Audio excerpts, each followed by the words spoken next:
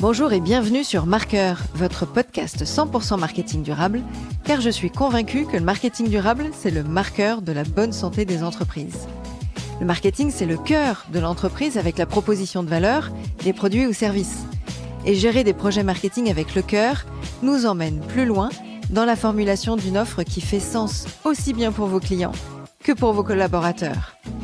Je m'appelle Diane Cantan et après plus de 20 ans en marketing et communication digitale, j'ai décidé de partager ces convictions en réalisant des épisodes en solo ou avec des invités où j'aborde les différents sujets de marketing durable, communication responsable, numérique responsable et plus largement des enjeux liés à la RSE. À l'occasion de Mai à vélo, quoi de mieux que de creuser les pistes de mobilité durable en entreprise ? Les villes foisonnent de pistes cyclables en remplacement de voies pour voitures. Mais que faut-il pour passer le cap de la voiture ou du métro au vélo ? Alors, quelles sont les réglementations et les aides pour les entreprises et les salariés ? Quelles solutions peut-on envisager ? À quel point est-ce bénéfique pour la santé des collaborateurs ? On va creuser le sujet et pour cela, j'ai fait appel à Fabrice Bisson qui est fondateur de l'entreprise HelloCycle. Bonjour Fabrice. Bonjour Diane. Enchantée, ravie de vous accueillir ici aujourd'hui. Merci. Et de pouvoir aborder ce sujet-là. Alors c'est vrai que c'était un sujet que je voulais aborder déjà sur les années passées, on va dire, à chaque fois que je vois la com et de la pub sur Mai à vélo, c'est de dire, ah oui, tiens, est-ce qu'il y a qu'en mois de mai qu'on fait du vélo ? On aura l'occasion d'en parler tout à l'heure. Mais c'est aussi de pouvoir se dire, finalement, il y a plein de moyens de mobilité douce. C'est vrai que moi, j'ai plutôt mis l'accent sur la voiture électrique, étant en banlieue pour aller déposer les filles à l'école, pour aller les récupérer ou à droite à gauche. C'est le côté plus pratique que le vélo cargo parce qu'elles sont trop grandes pour fonctionner dans le vélo cargo. Mais pour autant, je vois de plus en plus autour de moi des gens qui basculent et qui prennent le vélo pour aller au travail dans Paris ou autre. Donc c'est un peu l'occasion d'aborder le sujet aujourd'hui et de creuser. Mais avant de creuser et de parler de la boîte, j'aimerais parler un peu de votre parcours et de dire qu'est-ce qui a fait que vous êtes arrivé à un moment donné à créer cette boîte. Ok. Donc, je suis Fabrice Bisson, j'ai 58 ans, j'ai créé HelloCycle il y a maintenant 10 ans. J'ai un parcours professionnel, donc commercial. J'ai fait 7 ans dans les fournitures de bureaux, puis 7 ans dans les chariots élévateurs auprès des industries, puis à peu près 7 ans dans la vente de GPL, et c'est là que j'ai commencé à travailler sur les économies d'énergie. Et puis j'ai basculé après sur les certificats d'économie d'énergie, où j'ai été donc directeur commercial puis directeur général, et puis après j'arrivais à à près de ma cinquantaine, et donc les enfants élevés, etc. Et j'avais toujours le projet de voir une évolution dans les mobilités. Donc puisqu'à l'époque je travaillais pas mal sur Paris, donc j'étais au Triangle de Rocancourt, bloqué 2 jours par semaine, et je voyais qu'il y avait des voitures, une personne par voiture. Le covoiturage n'existait pas beaucoup à l'époque, et Toujours pas beaucoup plus maintenant. Voilà. Et donc je me dis mais bon, comment on peut trouver, et j'avais eu l'idée, donc la première idée du vélo assistance électrique, c'était dans les années 90, si je dis pas de bêtises, à un salon à Lyon, où j'ai vu les premiers vélos électriques pour les facteurs.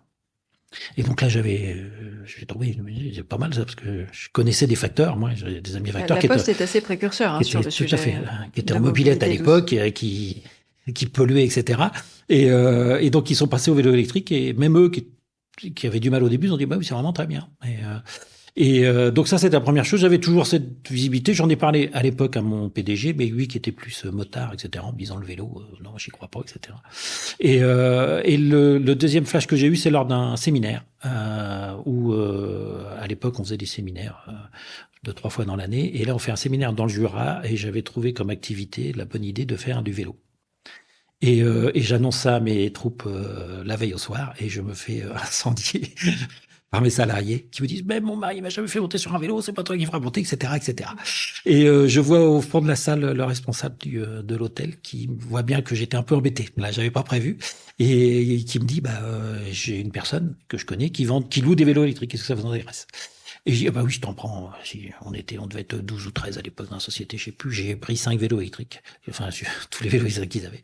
Et donc, ce qui a permis aux gens de faire des tests, de suivre et de monter. Donc, on se passait des vélos, etc.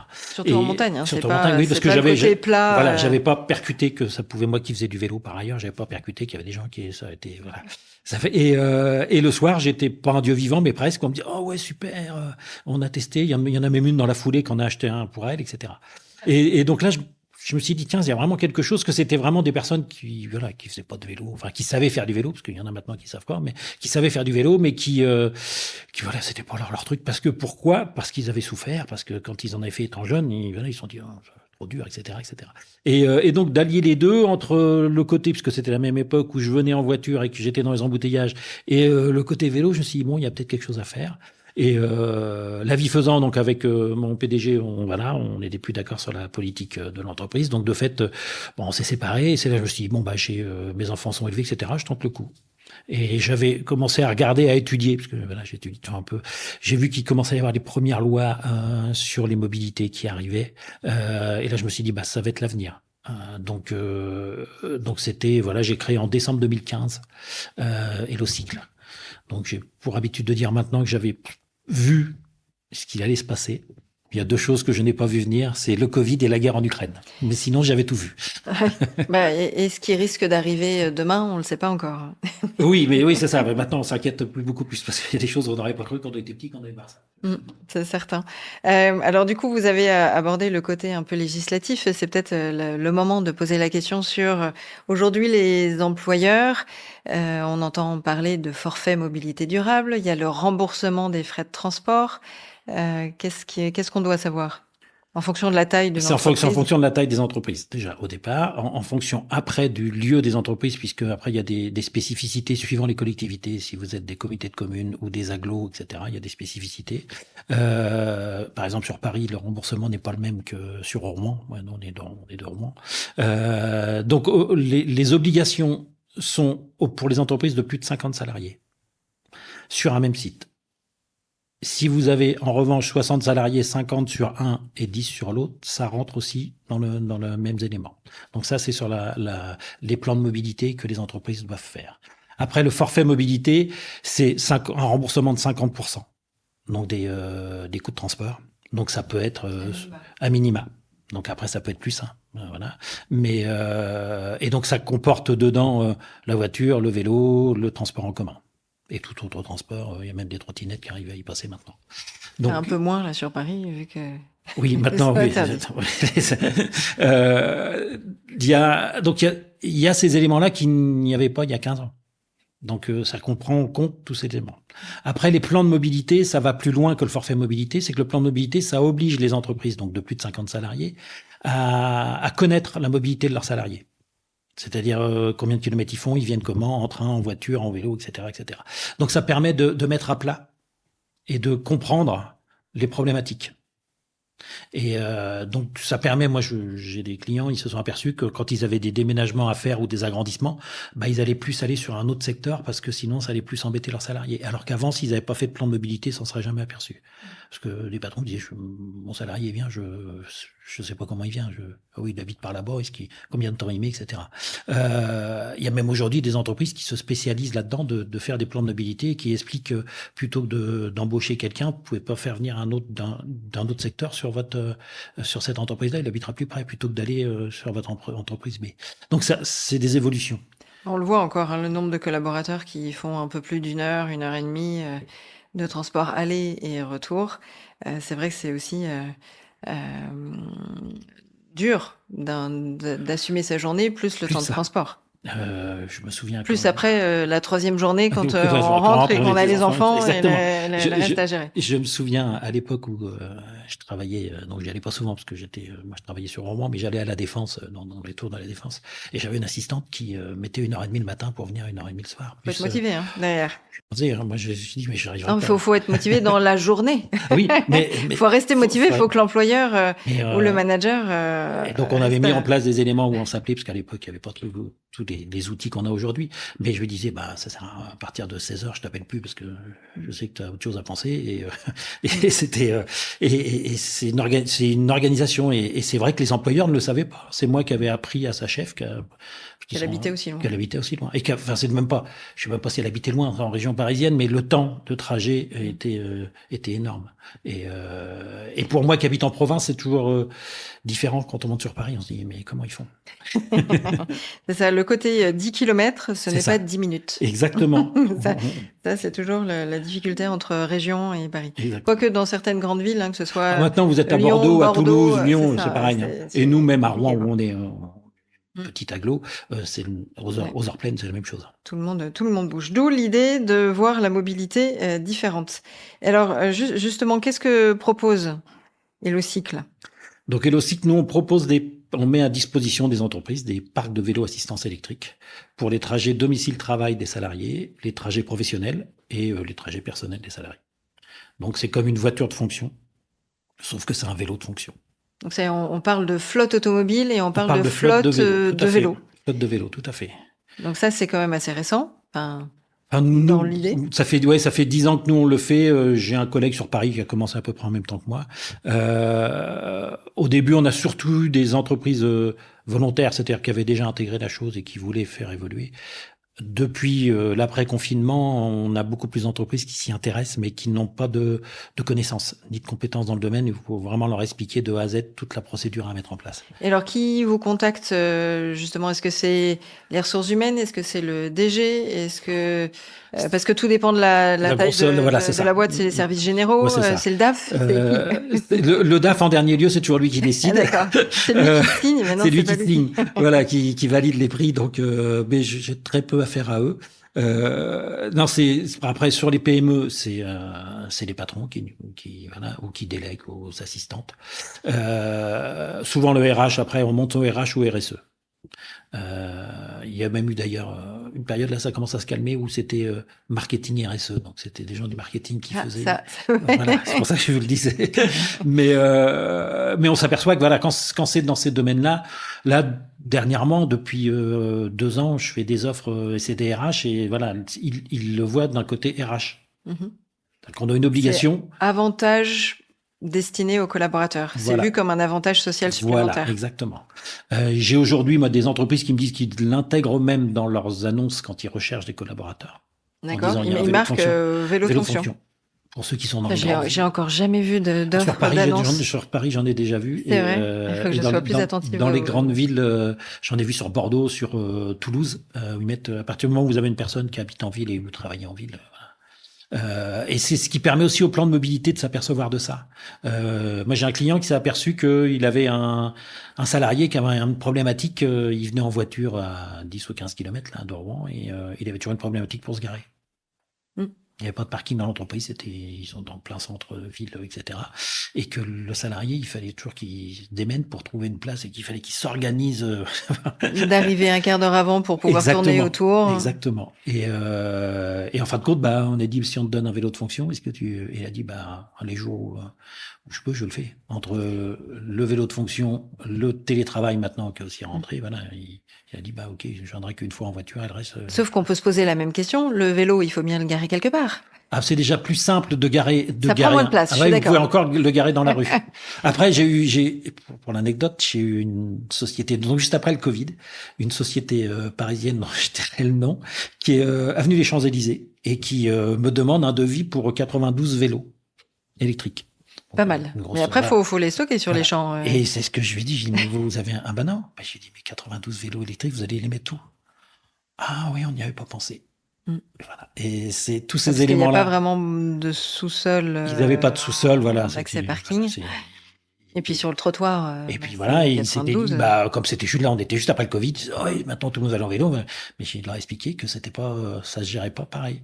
Et Alors donc, c'est quoi les solutions justement pour il y a les entreprises qui peuvent avoir une cour et auquel cas on peut le mettre dans la cour en extérieur ou à côté du parking ou... La solution, c'est d'enlever une place de voiture. Ok. Dans une place de voiture, on en met combien de vélos? Suivant comment vous allez de 4 à 10, suivant comment elle est installée. Okay. Donc, à partir du moment où vous avez eu 3 personnes ou 4 personnes qui disent OK, je veux bien, vous avez gagné une place de voiture. C'est un des éléments sur certains clients où ils sont allés sur la recherche du vélo simplement parce qu'ils avaient plus de place de parking. Et j'ai un de mes plus gros clients, ça a été le départ. Là, ils se sont posé la question comment on peut faire. Et il y a une personne qui a dit, si on mettait des vélos. Donc, on va faire un sondage en interne, etc. Et on a commencé par 30 vélos et on est à 80-100 vélos aujourd'hui. Et en fin de compte, au bout de 50 vélos, ils sont aperçus que c'était rentable. Ça coûtait moins cher que de mettre des places de parking. À ce point-là, par rapport à la location. Oui, une place de parking sur Paris, c'est 1500 euros. Hein. Mais l'idée de départ était de dire, voilà, on est sur un site protégé, on peut pas agrandir, on peut pas faire ce qu'on veut. On a de plus en plus de salariés. Comment on peut faire pour oui, il faut donc ils ont fait le covoiturage, ils ont testé des tonnes de choses et puis en se disant on peut mettre aussi des vélos. Alors si on n'a pas la place de parking, moi je sais que j'ai un client, en fait c'était des accroches au mur comme ça, où on peut en mettre à l'entrée quelques vélos comme ça. Sinon il faut essayer de s'arranger avec le gardien dans l'immeuble si c'est un immeuble avec plusieurs entreprises et de se dire au niveau de l'accueil, est-ce qu'il y a tout à fait. Une zone soit de cave ou une zone accessible, ce qui est pas forcément évident. Après, comme on est sur des vélos électriques, il y a forcément la question de la recharge. Tout à fait. Enfin, il y a deux choses. Il y a le vol, j'aurais tendance à dire, et la recharge. Okay. Le vol, on va pas se voiler la face, il y en a. Nous, tous nos vélos sont équipés d'office de 2 antivols. Vous avez un antivol sur le cadre, un antivol pour vous attacher à un arceau. Ça évite une grosse partie des vols, mais on a quand même des vols, pour être clair. Après, sur la partie recharge, à partir du moment où vous mettez les vélos en vélo de fonction, c'est le salarié qui gère la recharge. Nous, on équipe les vélos avec des batteries 13 ampères, donc vous pouvez faire 80 km sans recharge. Donc, le salarié a le temps de rentrer chez lui. C'est ça, normalement, ça fait l'aller et le retour. Ça fait toujours l'aller et le retour. C'est qui gère sa charge chez lui, potentiellement. Voilà. Et ça, c'est quoi? C'est une recharge prise directement comme sur un ordinateur. Vous avez un petit chargeur. Prise secteur. C'est une prise secteur normale. Pas besoin d'installation. Non, du tout. C'est une prise secteur. C'est pas comme les voitures. Il y a pas, voilà, c'est la prise secteur normale. Et vous rechargez votre vélo suivant entre 5 et 6 heures. La recharge est complète. Sur la nuit. Sur la nuit. Donc une nuit, ça suffit. Et au final, les clients, parce que vous avez des clients, alors Hellocycle est à Rouen, mais en même temps, il y a des clients un peu de partout. Oui, en nous France. on travaille. On est sur un gros quart nord-ouest. On va de Lille, en gros, Lille, Amiens, Paris. On descend Nantes, Rennes. On fait la Bretagne, donc on va jusqu'à Brest. Là, on commence à être sur des dossiers sur Bordeaux.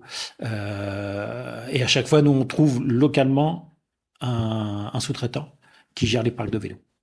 Donc, qu'est-ce qu'il fait ce sous-traitant en gestion? Il fait tous les entretiens préventifs. Donc, notre politique à nous, c'est de faire des entretiens préventifs. Déjà, on a choisi un type de vélo. C'est la société Arcade, donc un fabricant français qui est à La Roche-sur-Yon, qui travaille surtout avec les collectivités et les loueurs. Donc c'est du vélo robuste, qui est fait pour être loué. Et nous on oblige, donc nos sous-traitants, on a une charte en interne, on oblige nos sous-traitants à faire un entretien tous les 3 à 4 mois minimum, entretien préventif. Après j'ai certains clients, on va passer toutes les semaines suivant les volumes, mais au moins d'office, dans le loyer est compris cet entretien. Et donc l'entretien est fait sur site de l'entreprise, et donc après on organise ensemble le rendez-vous, et en gros c'est une demi-heure par vélo passé, le technicien visionne tout, et s'il y a des pièces à changer, ils nous demandent des pièces, et c'est nous qui gérons les stocks de pièces, et on leur délègue une partie du stock de pièces. Et aujourd'hui je dois avoir 12 ou 13 sous-traitants un peu partout en France. Donc ça permet de gérer une grande partie et en même temps de se dire toute cette gestion du vélo et de l'entretien du vélo, Ouais. vous êtes serein à dire il gère. Tout à fait. L'entreprise. Et en même temps, l'entreprise, l'employeur et l'employé sont sereins parce qu'il n'y a pas à aller courir le week-end, Exactement. vérifier quoi que ce soit. Exactement. Tout est fait chez eux. Et c'est pour ça qu'on fait, nous, toujours du préventif. Parce qu'un vélo, c'est des vis et des boulons. Hein. C'est pas plus compliqué que ça. Après, ça, avec les vibrations, ça peut bouger. Donc, il y a toujours un panier à resserrer. Hein. Et ça prend pas longtemps. Mais il faut que ça soit fait regonfler les pneus. Je suis effaré de voir des gens qui font du vélo avec des pneus sous-gonflés. Et donc, ce qui fait qu'il y a des crevaisons. Donc, nos vélos sont équipés de pneus anti-crevaison. À partir du moment où ils sont bien gonflés, ils crèvent pas. Hormis de tomber vraiment sur une pointe, mais c'est une chose qu'on voit comme de moins en moins. Mais la culture de l'utilisation d'un vélo, il y a encore beaucoup à faire. Je pense elle devait être bonne oui, dans les années 60, mais il y a encore à refaire. Aujourd'hui, je vois des gens qui font du vélo voilà, avec des pneus sous-gonflés, c'est beaucoup plus difficile et c'est comme ça qu'on crève, qu'on abîme les roues, etc. Oui, qu'on risque la chute. Et qu'on risque la chute, tout à fait. Donc ça signifie qu'il y a un petit guide de prévention ou de bienvenue à votre nouveau vélo et quelques règles de sécurité, d'utilisation et tout ça qui sont confiées Oui, tout à fait. Donc après, à vos salariés. Après ça dépend des entreprises, les demandes qu'on a de nos clients. Mais en règle générale, à chaque livraison des vélos, j'y vais ou je fais envoyer quelqu'un et on fait une explication à l'utilisation du vélo. Déjà comment ça fonctionne, quel bouton, etc. Et puis souvent dans l'année suivante, puisqu'il y a en gros les entreprises elles commencent par 5 à 10 vélos, et puis l'année suivante il y a des collègues qui ont regardé les premiers faire. Ça c'est toujours le côté pilote. Vas-y, oui, essaye, teste toujours. Et puis je verrai après. Voilà, exactement. Et c'est sur ce que je dis moi à mes clients, prenez moins de vélos. Prenez des gens qui ont envie d'en faire. Pour des vélos électriques, ne prenez pas des personnes qui viennent déjà en vélo musculaire, en vélo standard. Parce que le vélo électrique, ça va pas leur plaire. Le vélo assistance électrique, c'est vraiment pour se déplacer d'un point A à un point B sans souffrir. Voilà, c'est une balade. Bon. Mais il y aura toujours des gens qui vont être en avance, qui vont vouloir le faire, et d'autres qui vont regarder. Et c'est pas un chef ou un vendeur qui va le faire, c'est qu'ils vont en discuter entre collègues. Et c'est comme ça qu'en discutant entre collègues, ils voient que tiens, ça va, t'as pas fait mouiller, t'es arrivé à l'heure, bah oui. C'est ça, mais t'es pas tout transpirant. Il est où ton t-shirt de rechange? Exactement, tout ça. C'est ça, on pense à ça finalement. C'est exactement. Est-ce qu'on en a besoin ou pas? Combien de fois on me demande mais on n'a pas de douche. Mais vous n'avez pas besoin de mettre de douche. Vous avez un vélo assistance électrique, vous n'avez pas besoin de mettre de douche. Donc c'est aucun effort, aucune transpiration. Voilà, si ça commence à être difficile, vous mettez un peu plus de moteur, c'est tout. Et alors, quid de la pluie, parce que ce soit à Rouen ou à Paris, on a un peu le même temps. Surtout en ce moment. La grisaille parisienne. J'avoue qu'en ce moment, j'en ai un petit peu marre de le faire mouiller. Mais à partir du moment où c'est toujours pareil. La première année, nous on le voit avec on fait des sondages auprès de nos clients. La première année, les personnes l'utilisent l'été et arrêtent en novembre-décembre, suivant les régions. Et puis la seconde année, ils ont passé souvent 2 ou 3 mois à pas l'utiliser. Et donc quand ils sont retombés dans les embouteillages ou dans les transports en commun, je suis bien sur mon vélo. Et donc du coup l'année suivante, ils commencent à acheter ou nous demander qu'on leur fournisse des caches, etc. pour contre la pluie. C'est la grande cape, c'est ça? Oui, ça après il y a plein de choses. Okay. Même des choses qui sont devenues maintenant des gadgets, mais bon, moi je mets en avant toujours, il faut que ça soit visible, puisque quand on arrive entre novembre et fin janvier, il y a le code de sécurité. Donc nous on fournit un casque, un gilet fluo, mais pour certains clients, j'ai pu fournir des capes fluo, des choses comme ça. Par exemple, il y a même les vestes où on a les clignotants à l'arrière, en mode tourne à droite, je tourne à gauche. Ça c'est pas pareil, c'est pas aux normes, donc faut faire attention à ce qu'on l'achète. D'accord. Mais par exemple, moi je demande à tous mes sous-traitants pendant cette période-là de mettre de la bombe réfléchissante sur les paniers. Ouais. Donc tous les vélos sont équipés d'un panier. Tous les vélos sont équipés d'un panier, donc ça c'est bien pour mettre son ordi, son sac à main. Exactement. Et donc du coup, je dis à tous mes sous-traitants, à partir d'octobre-novembre, vous mettez un coup de bombe réfléchissante, ce qui fait que de nuit, quand on croise une voiture, la voiture voit le panier beaucoup plus de loin entre guillemets qu'un panier noir standard. Donc ça, c'est des petites choses qu'on avance. J'ai des clients qui me demandent qu'on le fasse aussi sur les roues. Il y a des choses comme ça. Ça coûte rien. Une bombe réfléchissante, je sais même pas combien ça me coûte, mais donc tous mes sous-traitants, ils en ont une et ils le font. Et s'ils le sur font pas, je vérifie ou je fais vérifier. Donc l'utilisation du vélo, elle vient de là. C'est-à-dire qu'on part toujours du principe que quand on a un vélo, on trouve après la manière de faire du vélo. Donc, c'est-à-dire que si on veut vraiment faire du vélo, on va bien se couvrir. Ben, voilà, et on va l'utiliser parce qu'on aura plus envie de faire du vélo. Au début, on a des obstacles. On dit, on veut pas, puis après, on trouve toujours une solution. Ok. Et on voit, ce que j'ai dit, moi, il y a 10 ans, en vélo à Rouen, on devait être, je sais pas, une vingtaine. On se connaissait tous. Maintenant, tous les matins, je croise des gens que je connais pas, des nouveaux et des nouvelles qui se mettent sur des vélos. Et là, on se dit que c'est bien, ça a évolué. Alors, tout dépend si les villes sont équipées de pistes cyclables qui sont sécurisées ou pas. On y vient. Oui, L'expérience montre que les entreprises passent au parc de vélo à partir du moment où il y a des pistes cyclables. Autour de l'entreprise. C'est très rare d'en avoir, ou alors il faut vraiment que le patron ait envie. Mais c'est pareil, moi j'ai certains patrons qui ont mis des vélos pour leurs salariés parce qu'eux, ils étaient convaincus. Mais je me souviens d'un patron, j'ai dit, mais vous pouvez pas forcer vos salariés à monter sur un vélo. S'ils n'ont pas envie, ils n'ont pas envie. Comme le séminaire. Là, c'est ça, non, mais c'est vrai. C'est une chose que, exactement, c'est de dire s'ils n'ont pas envie, non. Ouais, ils iront pas. Ça sera même pire. Donc, laissez. Ça, c'est la conduite du changement, le côté classique où on a les précurseurs, les alliés, et puis on aura les réfractaires qui, de toute façon, voudront pas bouger. J'ai fait des démonstrations, donc pareil, parce que souvent les entreprises font des essais, un peu comme à vélo ou autre, et je mets des vélos donc à disposition. Et donc déjà, chose qui m'amuse toujours, c'est quand on explique comment ça fonctionne. Si vous avez 10 personnes, vous allez en avoir 3 qui vont pas écouter et qui vont qui sont souvent des hommes que des femmes d'ailleurs, et donc ils vont prendre le vélo, ils partent comme des fous. Et on leur a dit que vélo assistance électrique, c'est qu'une assistance. Et l'assistance s'arrête à 25 km/h. Donc 25 km/h en ville en vélo, c'est déjà beaucoup. Hein. Et, voilà. Et pour quelqu'un qui fait du vélo, même en amateur, roule à 25 km/h en moyenne, c'est déjà pas mal. C'est déjà pas mal. On n'est pas au Tour de France, mais voilà, c'est déjà pas mal. Et que tous ces gars qui partent à fond et qui reviennent, non, mais ils sont tout en sueur. Hein. Bah, je suis monté à 29. Je dis, oui, mais t'as vu dans quel état tu es, ça. Parce que à partir du moment où vous avez dépassé les 25 km/h, vous avez un frein moteur. Et donc là, ça vous pédalez en forçant vraiment. Ah oui. Donc ça peut être, je sais que j'ai des clients qui le font le soir en rentrant. Parce que pour eux, c'est un effort physique. Comme ça, ils rentrent du boulot avec. Oh, je sais que les 2 derniers kilomètres, je les fais comme ça. Ok. Vous rentrez chez vous, vous êtes en sueur, vous pouvez prendre une douche. Mais l'utilisation à 25 km/h, et c'est quand on fait la formation, on s'aperçoit qu'il y a des gens qui écoutent, des gens qui n'écoutent pas, puis des gens qui veulent, en gros, en étant là sur le changement, qui veulent pas, s'ils ont peur. Vous savez, ça me fait penser quand les premiers téléphones sont arrivés, des gens de ma génération disaient non, je veux pas toucher à ça, les iPhones ou autres, là, qui disaient non. Je vois ceux qui en ont, ils sont complètement accros, et maintenant c'est les plus accros à partir du moment où ils y sont passés. Donc il y a toute cette évolution, et c'est vraiment un changement de mentalité. Une personne qui vient travailler en voiture depuis 20 ans ou 30 ans, de lui dire tu vas passer en vélo, non. C'est pas forcément évident. C'est pas forcément évident. En revanche, pareil, aujourd'hui, nous, notre clientèle, c'est plus de 60% des femmes qui utilisent.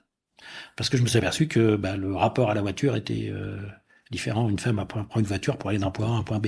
Voilà. Et donc, si elle peut le faire en vélo, elle le fait en vélo. Voilà. C'est un homme. Non, si on enlève sa voiture, il perd quelque chose. Donc voilà, ces éléments-là, on retrouve dans la gestion en entreprise, on retrouve toute cette mini-société. Et du coup, est-ce que ça me fait penser, est-ce qu'il y a des clients qui ont fait un switch entre la flotte automobile et la transformer pour certains collaborateurs, transformer le vélo la voiture en vélo de fonction. Oui. Parce qu'en fait, c'est un vrai avantage pour certaines fonctions de se dire j'ai la voiture de fonction à un certain niveau de direction et autres, parce que du coup ça devient la voiture de la famille pour les week-ends, pour les trajets. Voilà, on peut pas faire la même chose avec le vélo. On peut pas se dire. Moi j'ai des clients surtout dans des grandes villes, donc je pense à un client à Paris qui travaille porte de Pantin et qui doit habiter dans Paris Centre et qui a refusé la voiture de fonction et qui a pris le vélo et qui a demandé l'autorisation de mettre un siège enfant pour aller chercher sa fille à l'école, etc. J'en avais eu une autre pareille, plus âgée, qui avait plus d'enfants à charge, etc., qui était directrice, qui avait une grosse voiture de fonction et qui me disait mais de toute façon je peux plus rentrer dans les parkings parisiens, la voiture elle est... ça c'est sûr. donc elle préférait passer en vélo. Ok, et après fonctionner en location de voiture quand c'est pour partir un week-end, en vacances, où ça coûte moins cher que l'entretien annuel. Exactement.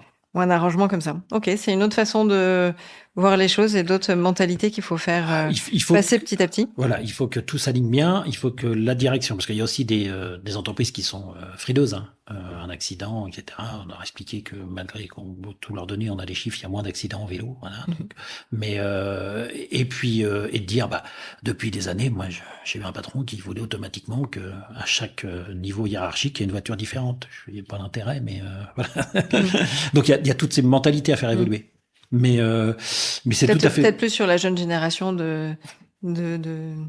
Aujourd'hui, quand moi j'ai des chefs d'entreprise qui me disent j'intègre dans mon offre le vélo, ils me disent c'est les jeunes qui s'intéressent. Une question de mentalité et d'âge et d'habitude. D'habitude, c'est ça. Il y a beaucoup de jeunes aujourd'hui qui n'ont pas leur permis, alors que moi, quand on avait 18 ans, c'était automatiquement le permis de conduire. Hein. On ne pouvait pas vivre sans. Aujourd'hui, il y en a beaucoup qui vivent sans. Donc, il y a une évolution de la société et la partie vélo en fait partie. Et je pense qu'il y a de l'avenir parce qu'on revoit maintenant des enfants qui vont à l'école en vélo. Moi, j'allais à l'école en vélo, mais après, on n'est pas vu. Mes enfants, je les sais pas aller à l'école en vélo. Maintenant. Oui, parce que c'est une question de sécurité sur les routes. Rentrer le soir à 17h, il fait nuit. C'est un peu plus compliqué. Alors, pour mettre en place ce système de flotte de vélos, finalement, quelles sont les démarches à mettre en place? Tout à l'heure, vous avez cité, il y a le côté sondage. Il faut faire en premier lieu un sondage. En premier lieu, un sondage, pour ce qui on peut en dériver d'un plan de mobilité, c'est de savoir d'où viennent vos salariés. Déjà, vous connaissez votre lieu, donc pareil, si c'est en pleine campagne ou en ville, c'est un peu différent. Mais vous faites un sondage et on s'aperçoit que les salariés qui sont à moins de 11, 12, 13, jusqu'à 15 kilomètres de trajet aller au retour. C'est la cible. C'est la cible.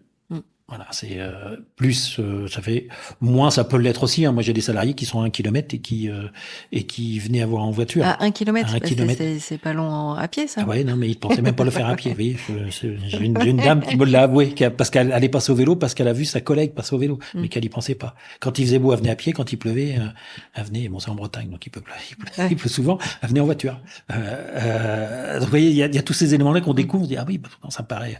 Donc, en gros, entre 11 et 15 kilomètres, vous avez la cible. À partir du moment où vous avez cette cible, après, suivant ce que veut la direction, hein, mais c'est de proposer à ses salariés, est-ce que vous voulez avoir un vélo de fonction? Voilà, vous allez avoir à peine 10% des salariés qui vont être intéressés au début. Faut savoir qu'aujourd'hui, les trajets, ce qu'on appelle le vélo taf, c'est-à-dire les gens qui viennent travailler en vélo, en France, la moyenne, c'est 3%. Quand j'ai commencé, on était à 1%.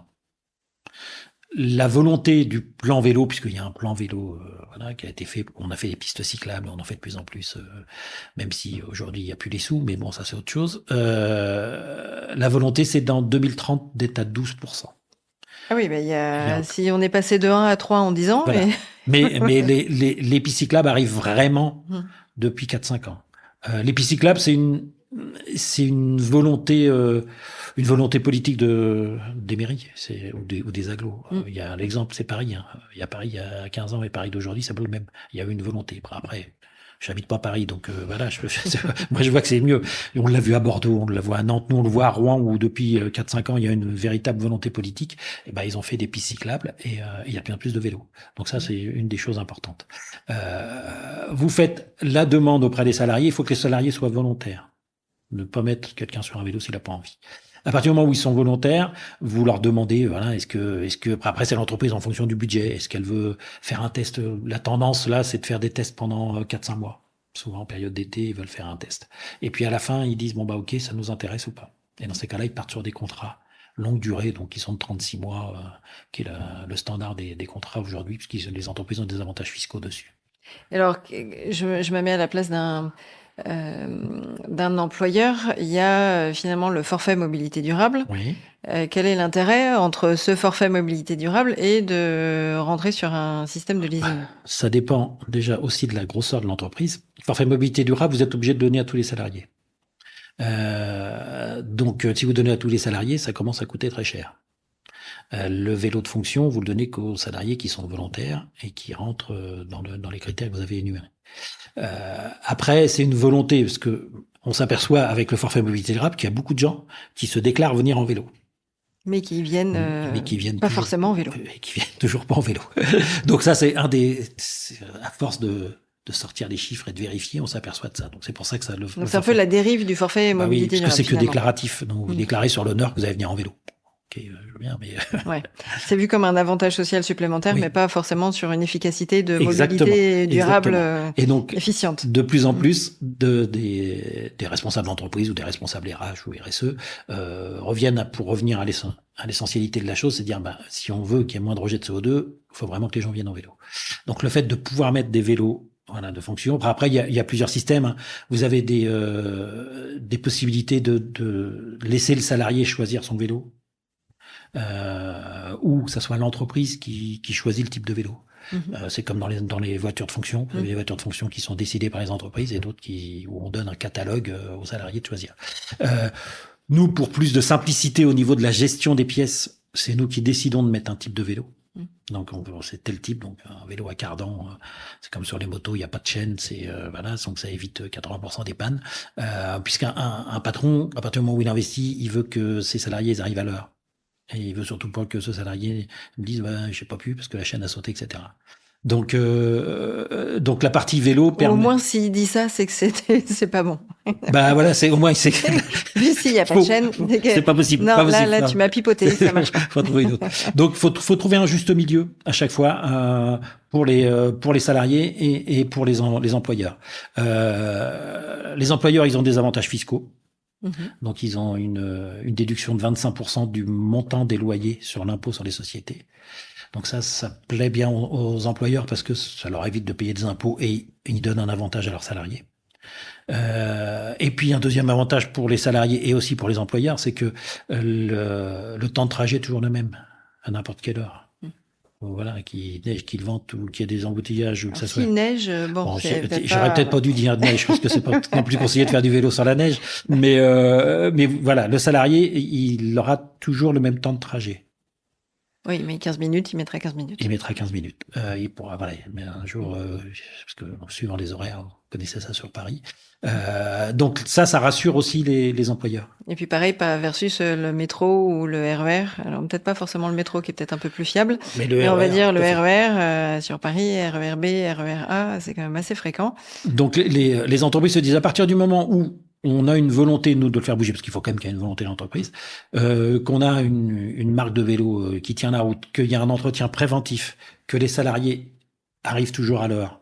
On s'aperçoit aujourd'hui, avec les premières études qui sont faites, que les salariés qui viennent en vélo ont moins d'arrêts maladie ou qui viennent à pied, ceux qui font une activité physique, ont moins d'arrêts maladie que les autres.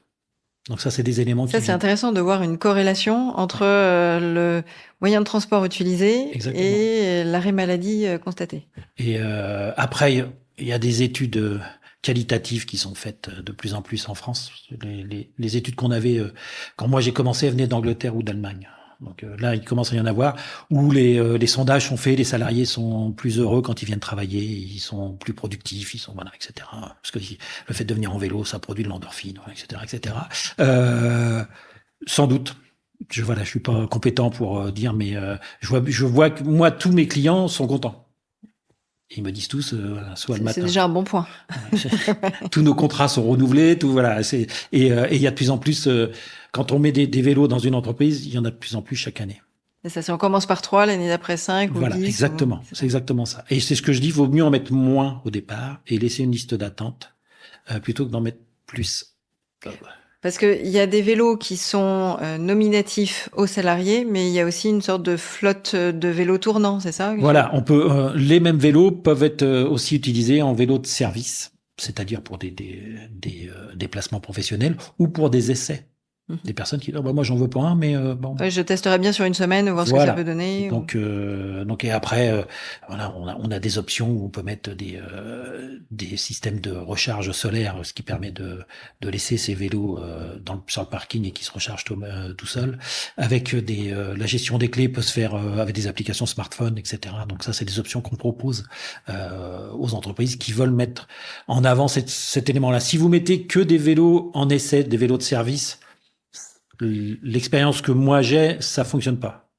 Il faut mettre des vélos de fonction, il y a déjà des gens qui viennent tous les jours, plus quelques vélos de service.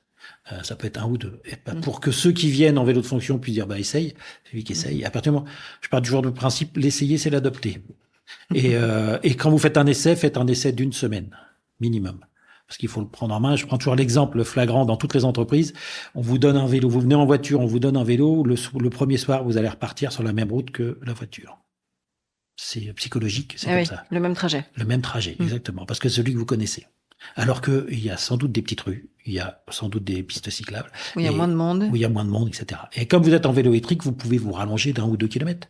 C'est pas plus grave. Mais c'est tellement agréable de faire du vélo quand il n'y a pas de voiture mais on est comme ça, on vient tous les matins et on prend toujours les mêmes routes et c'est flagrant dans toutes les entreprises, c'est comme ça. Et donc j'ai beau le dire au moment après les remontées que j'ai, oui, vous aviez raison, j'ai pris voilà. Et il y en a qui me disent je découvre qu'il y avait une piste cyclable à côté de la rue que je prends, mais je ne savais pas. Alors est-ce qu'on peut faire du marketing ou de la com avec le vélo? Vous pouvez, oui, puisque nos vélos, on laisse la possibilité donc sur le protège-roue avant de mettre la com de l'entreprise. Donc on a aujourd'hui des entreprises qui le veulent, d'autres qui ne le veulent pas. C'est à discrétion de l'entreprise. C'est une option que nous on fournit. Donc le logo ou même la couleur, ils sont tous blancs? Nous, ils sont tous blancs. À partir de 10 vélos, on peut mettre une autre couleur. Donc c'est là, si une entreprise qui me prend 10 vélos peut choisir la couleur. Après, c'est petit, la zone de personnalisation ou de logo, elle est. Après, j'en ai. On peut habiller le panier, peut-être? On peut habiller le panier. J'ai moi une entreprise qui m'a demandé d'enlever le logo HelloCycle et de rajouter son logo sur le cadre. Tout ça, on peut tout faire. Ça, tout est possible. Nous, on s'adapte, il n'y a pas de souci, on sait faire. Et alors justement, si on continue dans ce côté un peu pub, c'est souvent au mois de mai qu'on a envie de passer le cap, ou en tout cas c'est le mois de mai, tout comme il peut y avoir le mois de mars. Moi qui étais avant dans l'univers de la pharmacie, c'était le mois de mars, c'était le mois des bébés. Là, on a septembre, c'est la rentrée. Et donc là, le mois de mai, maintenant, c'est le mai à vélo.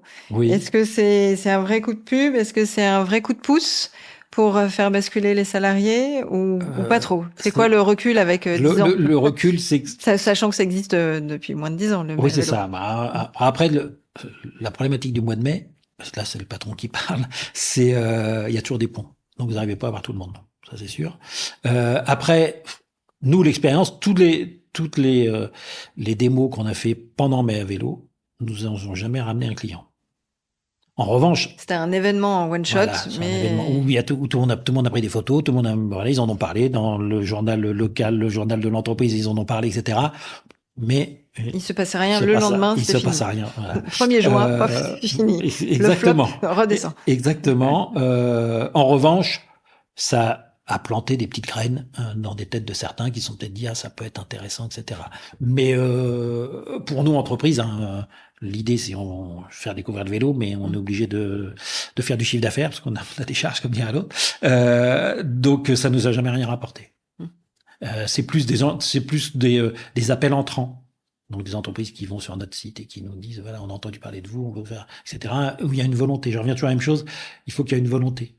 Soit une volonté de la RH, soit de la direction. Parce que autant quand on a commencé, c'était toujours une volonté qui venait du haut.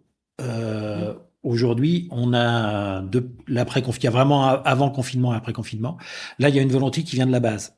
Et donc parfois, on se retrouve à faire des offres, etc. Alors que la direction n'a jamais voulu.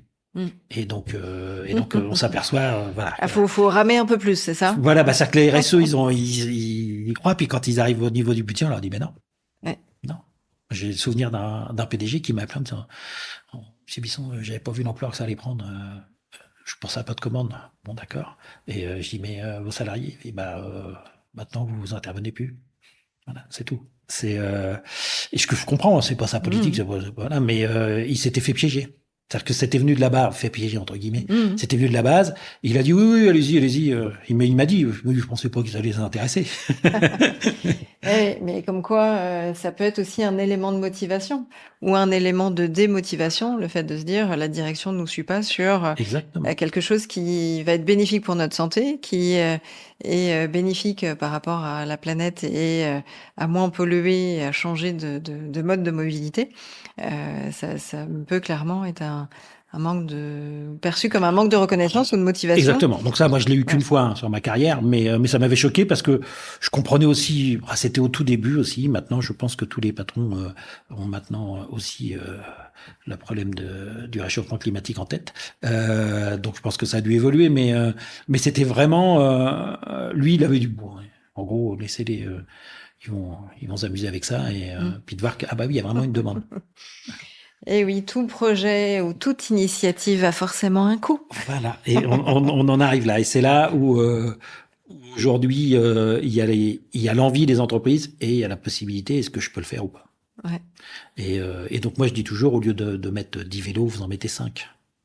Un petit démarrage. Vous commencez... Ça, c'est pas une démarche commerciale qui pousse, mais du coup, c'est une démarche marketing que j'aime bien dans l'esprit. C'est de se dire, vaut mieux commencer petit, d'être sûr que ça plaise, et après, je suis sûr du concept. Je sais par expérience que voilà, l'essayer, c'est l'adopter. Et donc, vaut mieux avoir 5 personnes qui sont contentes, qui l'utilisent. Et je prends toujours aussi... Que 5 vélos qui restent... Un patron qui vient le matin et qui voit 5 vélos qui tournent pas... ça va pas l'amuser. Hein. Non, c'est sûr. Voilà. Oui, parce qu'il y a sa fibre financière qui va dire ça me coûte des sous pour rien. S'il voit que les vélos sont jamais là, il va se renseigner, dire Isanso, lui vient, lui vient. Donc moi, je fournis, suivant les demandes des clients, des statistiques d'utilisation. Il y a certains qui le demandent, donc tous les mois, tous les trimestres, etc., et qui voient que les vélos fonctionnent. Et donc là, ils se disent, là, ça nous intéresse. Là, j'ai un dossier à Rouen, c'est la 3e fois qu'on le fait. La première année, il y avait 5 vélos. Il y en avait 2 qui tournaient. Les 3 premières années, mais vraiment, le patron m'a dit, bon, il faut qu'on communique plus. Donc, on avait discuté ensemble. Hein. Je lui ai dit, est-ce que vous communiquez? Vous avez mis, mais si les gens, ils vont pas. Bon, on va faire, donc 2 fois par an, ils font des journées. Il va faire, comme il est dans l'immobilier, donc il va faire tous les visites avec ses salariés en vélo, etc. Et là, la deuxième fois, on s'est aperçu que les 7 vélos tournaient. Et on a revu, donc ils étaient arrivés à près de 3500 km en moyenne, donc ils tournaient vraiment sur 3 ans. Et donc là, ils m'ont dit, ça y est, ça a repris, donc on en remet. Et puis par contre, il a refait un sondage en interne, et ceux qui voulaient pas, ils veulent pas. Voilà. Et lui, il est arrivé, ils doivent être, 35 ou 40 dans les bureaux. Il y en a déjà 7 qui viennent en vélo, il y en a à peu près autant qui viennent avec leur vélo perso. Donc je lui dis déjà, vous êtes dans des bons ratios. Oui, c'est ça. Donc c'est en plein centre-ville de Rouen, etc. Mais ça sert à rien de pousser plus. Et dans d'autres, j'ai pu mettre moi dans des agences différentes, dans certaines entreprises, des vélos qui n'ont pas tourné. Et donc je dis à la direction, ce vélo-là, refaites votre contrat, il n'est pas utilisé. Donc ça sert à rien. Donc c'est ça aussi.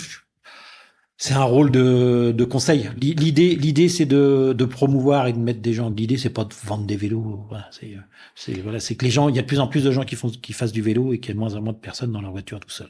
Ouais. Alors tout à l'heure, vous aviez abordé le côté le forfait mobilité durable. Finalement, il y a l'obligation pour l'employeur de le proposer à tout le monde, et tout le monde ne le fait pas puisque c'est déclaratif. Et au final, en termes de coût ou de budget, si on peut voir des éléments comparatifs, ou de se dire, si je bascule avec 3 vélos, ça va me coûter combien en flotte vélo? On est à 79 € hors taxe pour 36 mois, moins 25%, ça doit faire 59 et des brouettes. Donc, par vélo, ça vous fait 150 € par mois ou 160 € par mois. Bon, vous avez des salariés qui viennent sur vélo et qui, eux, profitent du fait de ne plus avoir l'essence à payer. Et ça, c'est un des éléments que nous, on voit, où le salarié nous le dit après. C'est-à-dire qu'ils n'avaient pas pensé, parmi les choses du trajet domicile-travail tous les jours, avec les embouteillages, ils refont plein toutes les semaines, mais 50%, c'était simplement pour aller bosser. Et ils s'aperçoivent qu'ils font des économies. Donc c'est intéressant. Mais qui n'avaient pas perçu au départ. Ils n'ont pas pris le vélo pour ça. Et puis après, c'est aussi des logiques pour ceux qui l'utilisent vraiment bien. Moi, j'ai des clients maintenant sur Brest, ça doit faire 6 ans, 7 ans qu'on travaille ensemble, des gens qui me disent, on a changé nos habitudes. Le soir, on rentre en vélo, on repasse par le centre-ville. Et donc, on va acheter de la viande fraîche, du pain frais, etc. Qu'on met dans le petit panier. etc. Et le week-end, on fait beaucoup moins de courses dans les grandes surfaces. Ouais, ou pour le lait, enfin les packs. Voilà, exactement. Donc c'est vraiment un mode de vie. Et quand on le fait tous les jours, si vous le faites pas pendant 2-3 jours, vous avez envie. C'est comme les gens, vous savez, qui courent. Il y a un manque. Il y a un manque. Moi, si je suis parti en déplacement en 3 jours en camion, quand je rentre, je reprends mon vélo pour aller travailler. Je suis obligé. Il y a un manque. Il y a l'exemple. Ok. Bon, on a posé plein de questions. On a vu un peu le tour. Est-ce qu'il y a des points qu'on n'aurait pas abordés avant qu'on passe à la séquence classique pour mes invités? Non, je pense qu'on a tout abordé. J'ai répondu à toutes vos questions. Après, je relis en même temps. Non, c'est bon. Je pense qu'on a répondu à tout. On a tout vu. On a tout vu. Alors, la question classique qui concerne Marqueur, mon podcast qui aborde le marketing durable, marqueur de la bonne santé des entreprises. Est-ce que ça vous inspire un peu ou pas trop? Ce qui m'inspire, c'est le mot cœur. Je pars du principe qu'à partir du moment où on fait les choses avec du cœur, que ça soit en amour, en amitié ou au travail, ça fonctionne toujours beaucoup mieux. Donc c'est comme je vous disais à l'instant qu'il faut que les patrons ils aient une volonté, c'est ça, il faut qu'ils le fassent avec le cœur. Et toutes les personnes qui ont envie de bouger dans ce domaine-là sur la mobilité, c'est les gens qui le font avec le cœur. C'est ça qui me. Après sur la partie marketing et cœur, je n'ai aucune compétence dans le domaine, donc je ne rentrerai pas dedans. Par contre, le mot cœur me plaît bien à ce niveau-là. Ok, ça marche. Merci. Et est-ce qu'il y a justement des campagnes de pub ou des histoires comme ça d'entreprises qui vous ont un peu marqué ou qui vous disent oui, ça va dans le sens de l'histoire, on est en train de changer un peu les mentalités? Pareil, je suis pas très publicité, mais l'an dernier ou il y a 2 ans, les publicités faites par le gouvernement pour consommer moins d'électricité, moins de chauffage, et là en ce moment ils en font pour le tri. Je trouve que c'est bien fait parce que c'est ahurissant d'en arriver là. Hein. C'est pas Versailles ici. J'avoue que moi je le faisais depuis 40 ans, mais que s'il y a besoin de le faire, faut le faire. Là, je pense il va falloir maintenant aussi faire beaucoup de communication auprès des particuliers sur les problèmes d'isolation de maison, sur les choses comme ça. Dans un de mes métiers, j'étais conseiller dans ce domain-là et je m'apercevais que les personnes ne se rendaient pas compte du tout de la perte énergétique. Je vendais du GPL, j'étais déjà arrêté, mettez des fenêtres, faites de l'isolation. Au lieu de mettre des doubles vitrages, faites déjà l'isolation de la maison, bouchez tel trou, etc. Et il n'y a aucune connaissance. Parce que je pense que voilà, l'énergie était pas chère, donc tout le monde s'en fichait. Et il n'y a pas eu de formation à ce niveau-là, parce que même des professionnels du bâtiment n'étaient pas formés. Il y a 30 ans, ils n'étaient pas formés. Hein. Donc c'est depuis qu'il y a le RGE, c'est-à-dire fin des années 90, qu'on les a formés. Mais et je pense qu'il va falloir aussi aller là-dessus. Aujourd'hui, on est sur les aides particuliers pour pouvoir faire l'isolation, mais quand je connais des gens aujourd'hui qui travaillent à l'ADEME ou autre et qui vont voir les particuliers pour leur expliquer, ils s'aperçoivent que le particulier, il sait pas. S'il a de l'aide, il y va, mais lui expliquer que même sans aide, il pourrait peut-être faire des choses. Là, c'est pas automatiquement l'aide financière qui fait ça aide, hein, mais faut aussi penser différemment. Et pareil pour les achats de maison. Quand vous achetez une vieille ruine, faut être sûr que vous savez faire après des travaux, parce que sinon ça vous coûtera très cher. Oui, entre la toiture et l'isolation intérieure ou extérieure, parce Exactement. que si en extérieur, il y a potentiellement les bâtiments de France ou d'autres choses qui peuvent agir là-dessus, donc faut être attentif à tout ça. Mais à minima, sinon une isolation intérieure. Et donc, ce qui est le cas ici. Là.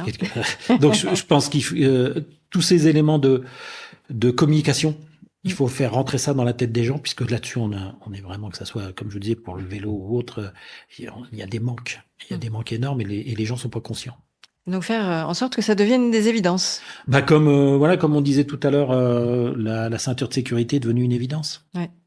À l'arrière pour les enfants. À l'arrière pour les enfants, c'est devenu une évidence. Ça me viendrait pas à l'idée maintenant de démarrer la voiture et de dire c'est bon les ceintures à l'arrière. Et même les enfants, si vous dites j'ai pas attends, j'ai pas démarre pas, j'ai pas ma ceinture. Alors que moi je suis d'une génération où il y avait pas de ceinture de sécurité dans les voitures. Donc voilà, et on partait. Je crois que c'était en 96 ou 97, je sais plus l'obligation. Je sais plus exactement, mais bref, fin années 90.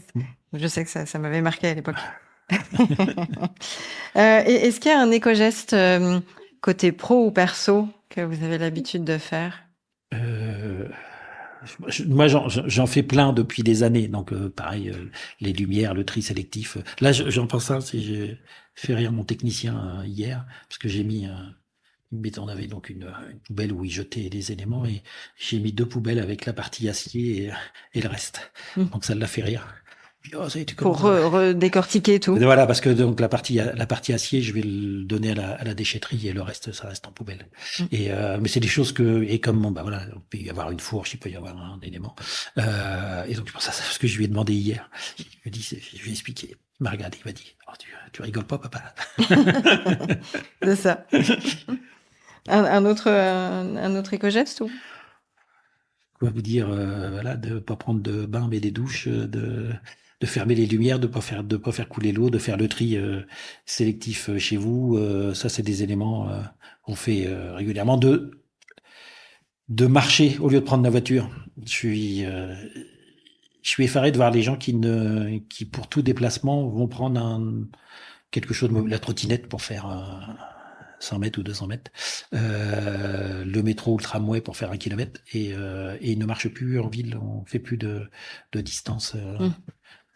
C'est sûr que nos grands-parents faisaient davantage de kilomètres dans la journée, quoi, à pied. À pied.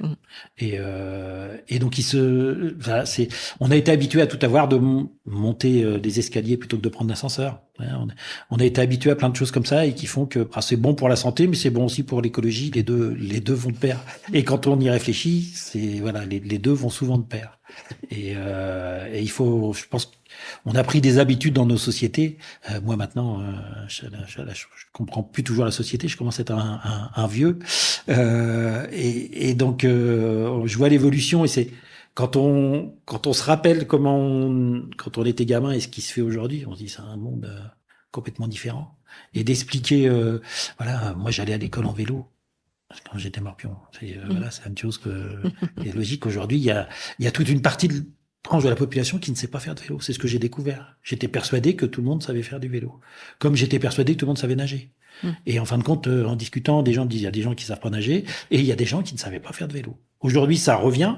Donc, tous les petits apprennent à faire du vélo. Mais il y a une tranche de la population qui ne sait pas faire de vélo. À partir du moment où elle n'a pas envie d'en faire et qu'elle avait le métro, le truc, etc., voilà, c'est pas... donc, pour moi, tout ça, c'est des éco-gestes, mais peut-être que je suis ringard, ça se peut. Non, mais le côté escalier plutôt que l'ascenseur, Oui. ça c'est sûr que je le fais aussi. Alors j'ai un client qui est au 6e étage. J'avoue que arrivé au 5e, la dernière phase est un peu plus longue. Je prends un peu plus mon temps. J'en ai un autre qui a un cinquième aussi. Donc je me force à chaque fois à prendre. Et quand vous avez après c'est plus en famille, et que vous avez fait des gens qui habitent au 7e étage et que vous apercevez en vieillissant que avant j'étais essoufflé au 6e, maintenant je suis essoufflé au 5e. Donc voilà, ça fait partie des choses où on se dit ah ouais. Ouais, j'ai mes grands-parents qui étaient au 4e étage, un vieil appartement, immeuble parisien, et jusqu'à plus de 80 ans. À faire avec leurs bouteilles, leurs courses, etc. à monter, et ils sortaient plusieurs fois par jour. Hein. Oui. C'était pas juste la sortie du matin, ou non, c'était plusieurs allers-retours. Donc ça, c'est aussi des modèles un peu de se dire on prend exemple. Et alors, dernière question, est-ce qu'il y aurait un invité auquel vous pensez pour un futur épisode de Marqueur? Donc je ne l'ai pas prévenu, mais on verra s'il est d'accord. Je pensais à Stéphane Bonnet, avec qui est un de mes sous-traitants qui fait le reconditionnement des batteries. Parce que nous, on fait aussi on a créé la marque Hello-Recycle, où on vend les vélos reconditionnés, donc ceux qui ont été loués, qui sont rentrés de contrat, et on les revend reconditionnés. Donc on travaille aussi sur les batteries. Comme moi, j'ai pas la compétence, je travaille donc avec un sous-traitant, et on a mis en place avec ce sous-traitant, donc il fait reconditionnement de batterie vélo plus batterie voiture, et on a créé ensemble un support vélo solaire où on peut attacher 4 vélos et avec un panneau solaire, et qui est complètement autonome pour recharger les vélos. Donc, je vais donc échanger avec lui sur toute la partie reconditionnement de batterie, parce que c'est vrai que c'est aussi un sujet. Alors, même si elle est petite, c'est plus potentiellement un sujet côté voiture électrique. Mais ça va être par rapport à la taille de la batterie. Ça va être quand moi je vois aujourd'hui les problématiques qu'on peut avoir sur les batteries, qui ont été mal entretenues, qui ont été mal chargées, etc. Et j'essaye d'extrapoler par rapport aux voitures. Voilà, il y a du boulot. Il y a du boulot. Le prix des batteries neuves aujourd'hui, c'est du vol. Que ça vient de Chine et ils vous vendent ça à un prix de saut. Et donc il y a souvent des batteries qu'on peut récupérer une partie. Et c'est pas parce que vous avez 10% des piles qui sont dedans, parce que les batteries c'est des piles alignées. Hein. Il y a 10% des piles qu'il faut changer le tout. Voyez. Alors après, par contre, ça demande beaucoup de temps en main d'œuvre. C'est pour ça que c'est souvent dans l'ESS que ça se fait, parce que c'est la main d'œuvre pas chère entre guillemets, mais parce que c'est du temps, il faut faire des tests, etc. Et c'est du démontage, mais c'est des batteries complètement mortes. Moi, j'en ai rarement vu. Donc c'est donc il y a de la récupération et d'où l'intérêt du reconditionnement. Et déjà moi à l'époque, quand je vendais des chariots élévateurs, on avait dans certaines industries qui étaient avec des chariots élévateurs avec des batteries. Déjà à l'époque, on voyait la chose. Et par contre, on changeait la batterie automatiquement parce que c'était pas. Je suis sûr qu'aujourd'hui, les vendeurs de chariots élévateurs, ils ont des batteries d'avance et ils changent des plaques, ils récupèrent. Ouais. Donc par contre, ça c'est tout un métier. Et avec mon actionnaire, on y avait pensé, hein. Mais j'ai dit trop de compétences et que je n'ai pas et faut vraiment. Autant laisser ça à un autre expert. Un autre expert, voilà. C'est pour ça qu'on travaille ensemble depuis maintenant quelques années. Et on verra du coup si Stéphane accepte de venir chez Marqueur. Un dernier point à aborder ou pas? Très bien, merci pour le café, pour le petit chocolat. Pas de souci. Merci beaucoup Fabrice. À bientôt. Au revoir. Merci d'avoir écouté jusqu'au bout cet épisode. J'espère que mon invité ou mes invités vous ont inspiré et donné envie de passer à l'action. Alors n'hésitez pas à mettre 5 étoiles sur votre plateforme d'écoute favorite. Vous pouvez évidemment me laisser un message sur LinkedIn ou Instagram en m'indiquant les sujets que vous aimeriez que j'aborde et les invités que vous aimeriez entendre. J'ai besoin de vos likes et abonnements pour faire connaître mon podcast. Alors n'hésitez pas à en parler autour de vous et à partager sur les réseaux sociaux. Allez, je vous dis à très vite. Ciao.